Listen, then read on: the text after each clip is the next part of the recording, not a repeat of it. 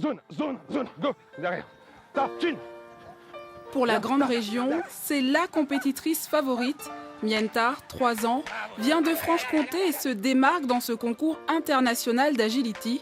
Pour son maître, tout ceci est un jeu permettant de se mesurer aux meilleurs. C'est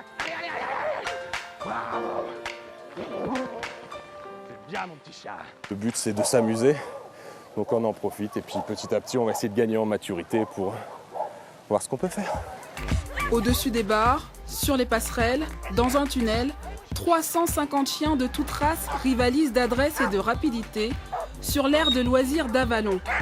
Ce juge est chargé de les départager et pour cet habitué des compétitions à l'étranger, le niveau des prestations ici en Bourgogne est très élevé. Premièrement, c'est la vitesse du chien et deuxièmement, c'est les mouvements des conducteurs.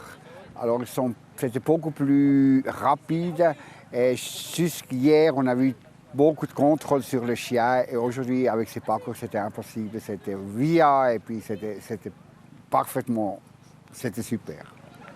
Les organisateurs ont élargi la compétition au départ national à l'Europe pour la première fois. Leur ambition, que la région devienne l'une des références mondiales en matière de concours d'agility. C'est un des plus gros concours, enfin le plus gros concours de France puisque nous avons accueilli 350 chiens sur le week-end. Habituellement, les gros concours sont à 200 chiens. Une autre particularité, c'est que nous avons 8 nations de représentées, ce qui arrive que très rarement sur les concours français.